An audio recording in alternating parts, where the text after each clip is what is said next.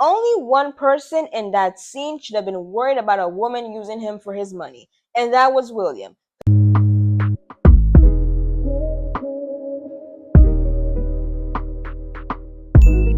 So I'm going to be talking about Toni and Todd from the TV show Girlfriends, and there are going to be spoilers in this video if you haven't watched Girlfriends yet. So after Toni and Todd get married, I'm guessing this is a couple days after the wedding, maybe an episode after they got married, Toni casually starts up a conversation with Todd about them needing to buy a house together. So she tells Todd that he should sell his apartment so they can have more money for the home that they want to buy together to start their newly married life. Todd responds to Toni saying, I don't own my apartment. Toni is like, what do you mean you don't own your apartment? And Todd is like, I don't own my apartment. I rent. And girl, Toni was shocked by this information. And Todd is like, I don't think we can buy a home together right now because I am in debt. At this point, Toni is so shocked, she's in shock. Todd is telling Toni that, yeah, I have some student loan debt and I kind of got myself into more debt by wooing you and courting you and impressing you, and don't forget our very, very expensive wedding, which you really, really, really liked. In fact, he says that it's not his debt. No, no, no. Now it's our debt. We now share the debt because we are now husband and wife. You're broke? I'm not broke. Can you afford a house north of Wilshire? Not right now. Then you broke. Toni, I'm just saying we have a cash flow problem, that's all. What do you mean we, white man? And in true Toni Childs fashion, Toni is like, you must be out of your goddamn mind to think you're gonna marry me, my bougie self, while you are that much in debt? Oh, come on. A short wet step and toe clipper? Maybe. But a short wet step and toe clipper who's broke? Honey, please. And then she tells Todd that he's basically committed fraud and that should be enough grounds for divorce. Toni's like, there's no way you think we're staying together when you have that much debt. And obviously, Toni and Todd should have had these serious conversations before they got married. Actually, before they even got engaged. First of all, let's get something straight. Antoinette Marie Childs, aka Toni Childs, she's a bird. But Toni is a very specific kind of bird. You see, Toni is attracted to very, very shiny things. She's the kind of woman who only dates men who can provide her with significant financial benefits. And some of these benefits are expensive jewelry, expensive experiences, and even at one time, I believe she dated that white politician who couldn't offer her money, but I think he was going to be like in charge of zoning. And since Toni is a realtor, she was thinking that she could use his new policies for her advantage. So when I say that Toni is a bird, she's a bird that is attracted to very, very shiny things. She sees shiny things and she goes, oh, shiny, shiny, let me go over there. So to me, it is very understandable that Toni, seeing Todd as this LA plastic surgeon, he's a doctor. So seeing him woo her with expensive dates, expensive jewelry, and let us not forget, Todd proposed to Toni with 5 engagement rings. Honey, 5 engagement rings. How else was a woman like Toni supposed to translate that? Supposed to see that as, oh, Todd got money, money. Okay, I see you. You got it like that, huh? Because Toni was used to dating men who could easily afford to give her nice things. So it didn't occur to her material girl brain that a man would be wooing her like this without the funds to do so. Because another thing, I see a lot of people hating on Toni, saying that she was immature, she wasn't willing to compromise, and that she wasn't ready for marriage. And all of that is true. All of that is true. However, Todd committed fraud. He essentially presented himself as what he was not. But the really interesting thing about the scene where Todd is telling Toni that he went into so much debt because of her, Toni's wedding ring alone was around $50,000. I love that in that scene, Tony flat out tells Todd that he cannot put his debt on her. Honey, marriage is about figuring out the hard times, so come on, let's just figure this out. You should have figured out your financial situation before you said I do. Damn it, I'm in debt. And yes, it's bad. But a lot of that debt I built trying to court you, and I did it because I know you wanted it. Don't put your $1 billion debt on me. You're right. You're right. It's not your fault, it's mine. I was afraid you were so out of my league, I felt I had to buy your love. And now we're moving on to the next section of this video. Men need to walk away from expensive women that they cannot afford. Circling back to when Todd proposed to Toni with 5 engagement rings, pointing out again that Toni's wedding ring cost around $50,000. Todd was clearly living like a baller, and he didn't have it like that. And he was doing all these things because he knew that Toni was unapologetically a material girl. But instead of backing off and letting her continue on her life, he decided to pursue her, knowing fully well that he did not have the pockets to support this pursuit. Todd was a baby doctor, okay? Todd was a baby doctor.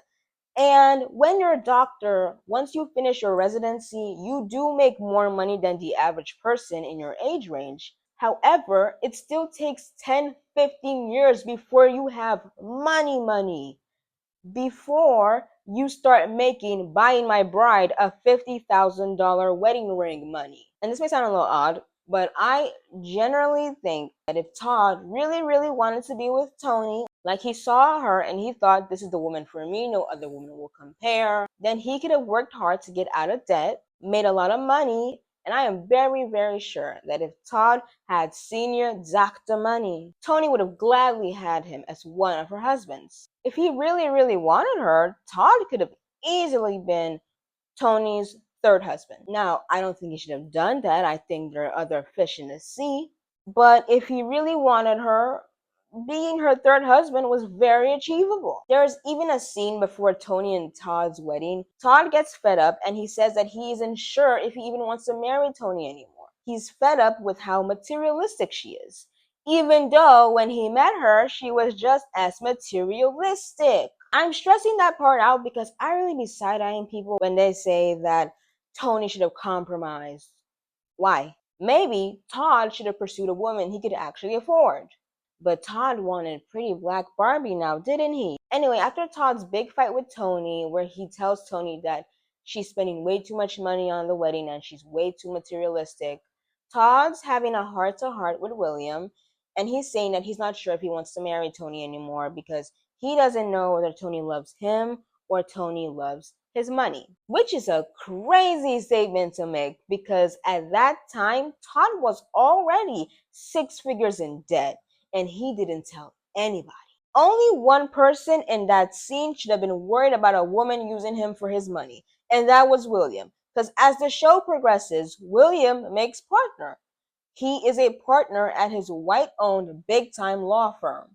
So William was probably making around $750,000 a year, and he actually owned his house. Financially, William was doing very well for himself. In fact, there's actually a scene in Girlfriends where the girls are discussing William's new habit of spending 4 figures on expensive stationery. Like this man, I think he bought like a $2,000-3,000 pen just because he was making that much money as a partner. And do you know what Toni says when she hears this? Toni says, the more I hear about William, he's sounding a lot like my second husband. Like everybody knows that Toni is a material girl living in a material world, okay?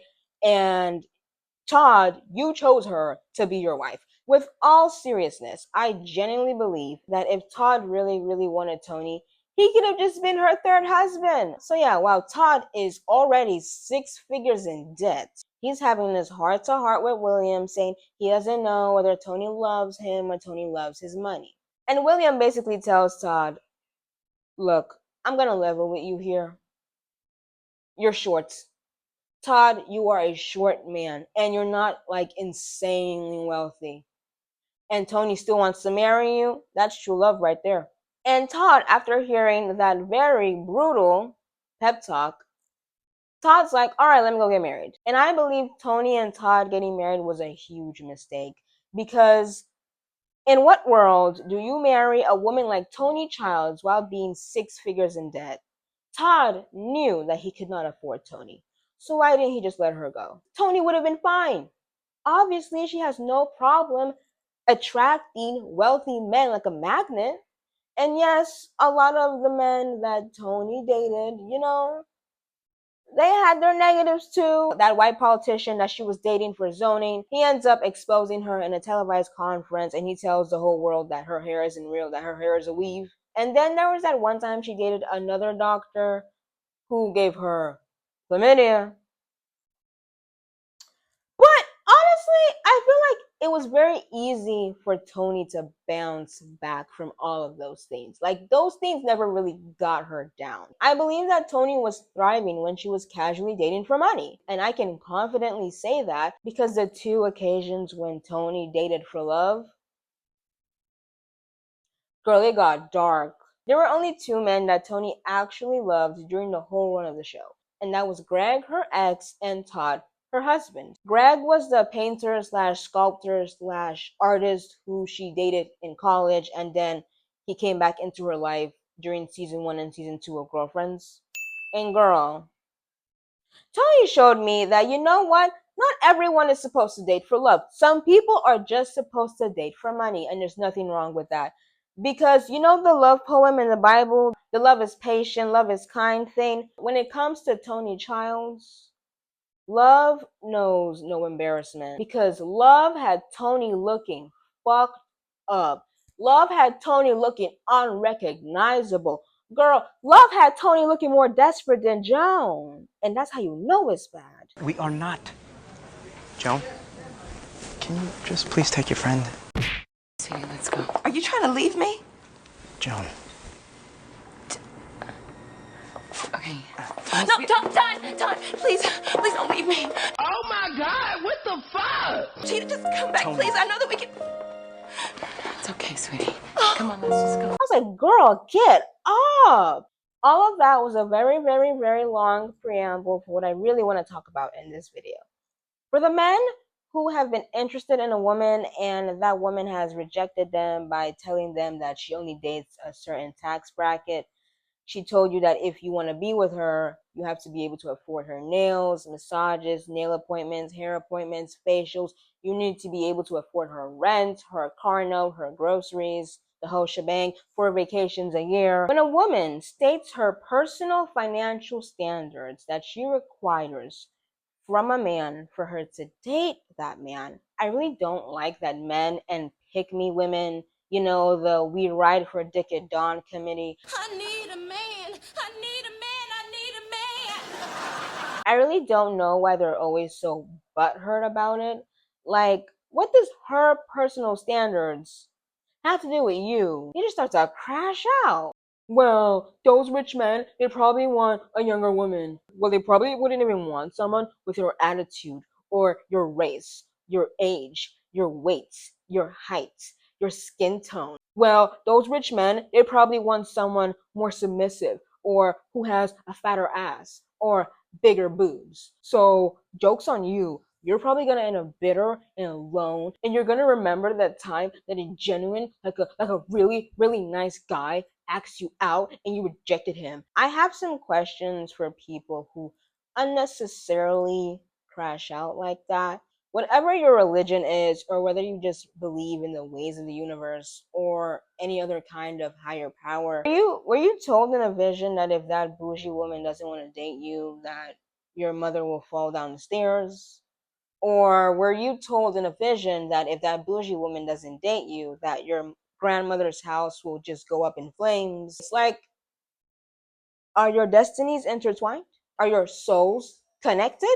Because regardless, whether that bougie woman ends up with a rich man and it's a beautiful monogamous marriage, if she ends up with a rich man who harms her, if she never meets the rich man of her dreams and she ends up alone and bitter, or she never finds that rich man and she enjoys her singlehood, builds her career up, she lives out her Samantha Jones fantasy. Whichever of those four scenarios happen in the future, it has nothing to do with you. Because the minute you ask out a bougie woman and she communicates to you that she has specific financial requirements for the man she chooses to date, and you realize that you can reach those financial requirements, do not go into debt for that woman like Todd did for Toni, and do not regress into an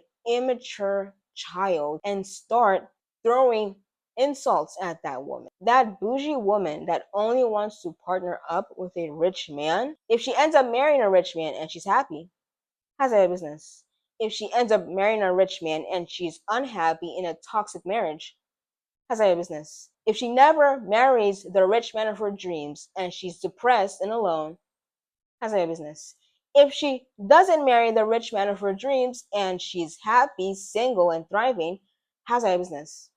None of that concerns you. It really is not any of your business. I don't understand why men get so butthurt when a high maintenance woman rejects them. The man you want probably doesn't even want you. Like, okay, she still doesn't want you. Why are you so upset? Why are you so sad? Why are you crying? I don't understand this. I think everyone has the right to be high maintenance. Now, you may not get what you desire, but you still have the right to ask for it. Please, please do not listen to other women that are trying to shit on your dreams and your aspirations. Do not listen to women that are trying to shit on your standards for a relationship or a marriage. Like those women who just go on and on saying things like, well, me and my husband, we're like so locked in. He pays for what he can.